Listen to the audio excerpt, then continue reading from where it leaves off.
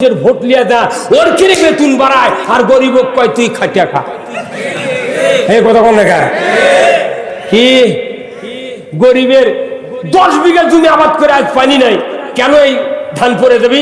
এই ধান পড়ার একমাত্র কারণ হলো তাহলে জাকাত ভিত্তিক অর্থনীতি বাংলাদেশে নাই, তাহলে আমাকে এই আবাদত নেই। এটা খালি মিছে ভুয়া ভুয়া ভুয়া। এর কোন বুদ্ধিতে রসুলের জামানায় একটা সুদ চলেনি, অথচ এত বড় বড় মুলিবি শিক্ষিত, অথচ সুদ কোন গরিবেরা চালায় না। রিক্সাওয়ালা, ভ্যানওয়ালা, গরিব মানুষ, বাকালি, তরকারিওয়ালা কেউ সুদ চালু করে না। বড় বড় পিএইচডি ডক্টরেট যারা বড় বড় মহাজন এরা সুদে করে চালাচ্ছে। বড় বড় লোক যখন সুদ চালাচ্ছে, আপনার এই অবস্থা কেন? আজকে বাংলাদেশে যখন নির্বাচন হয় কোনো বড় বড় লোকেরা ভোট দেয় না, সাধারণ মানুষের ভোট লিয়া দেয়, ওর কিনে বেতন বাড়ায় আর গরিব কয় তুই খাটিয়া খা। এই কথা কোন লেখা কি গরিবের 10 বিঘা জমি আবাদ করে আজ পানি নাই, কেন এই ধান পরে যাবি?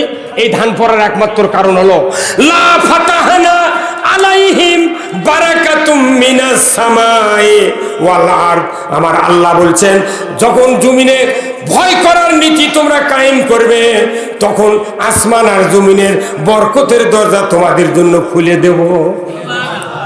কোরআনের আইন যেহেতু কায়েম নাই, ঝরি, আইলা, নার্গিস, মিজানুর, গতবারে আসছিল আমার সভা ছিল কালীনগর, ওই বাংলা হাই কলেজ মাঠে আসছিল, আসছিল বুলবুলি। বুলবুলি আমার সোলফুল আমাকে আসবে দিবে না, বলছে আব্বা জান না আজ বলে তুফান হবে। আমি ফেরিঘাট পার হয়ে যা নামাজ পড়লাম মাগরিব, ওই জয় বাংলা মোড় না একটা, ওখানে নামাজ পড়লাম।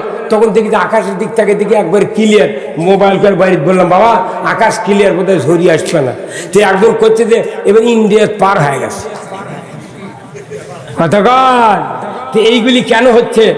আজকে সুনামগঞ্জ, সিলেট সব মার গেল, পানির মধ্যে সোনার মতো ধান ডুবে গেল। এর কারণ কি? গজব। এটা গজব। এই গজব থেকে বাঁচার জন্য আল্লাহ বলছেন তোমাদেরকে আমার বিধান চালু করতে হবে। তা আপনি বিধান চালু করার বিরুদ্ধে কাজ করে আপনি বলছেন আল্লাহ তুই পানি দিস না, বন্যা দিস না, ঝরি দিস না। আল্লাহ বলছে তোর কথা আমি মানবো না, নবীর কথা শুনিনি, তোরই কথা কত কোনে গেল। কার লাগিয়া কাদরে মন, কার লাগিয়া হাসো, যিনি করেছেন সৃষ্টি তোমায় তারে ভুলে আসো। আমাদের যিনি সৃষ্টি করেছেন তাকে আমরা ভুলে গেছি। এই কোরআন ভোলা মানে আল্লাহকে ভুলে দেওয়া। আমার ভাইরা, এই কোরআনের কথা আজ থেকে 1500 বছর আগে আমিরুল মুমিনিন হযরত উমর ফারুক রাদিয়াল্লাহু তাআলা আনহু, উনি যখন বকাটে যুবক ছিলেন, ওনার চরিত্র দুশ্চরিত্র ছিল। এত চরিত্রহীন লোক মক্কার জগতে নয়, পৃথিবীতে একজন দ্বিতীয় ছিল না। এই উমর ফারুক উমর ইবনুল খাত্তাব যৌবন বয়সে যখন তার এত দাপট, আবু জেহেল ঘোষণা দিল, ও মক্কার যুবকেরা তোমরা কে আছো? ওই আব্দুল্লাহর বেটার মাথা কেটে আমার হাতে দিতে হবে, 100 উট তোমাকে পুরস্কার দেওয়া হবে। কেউ সাহস পেল না।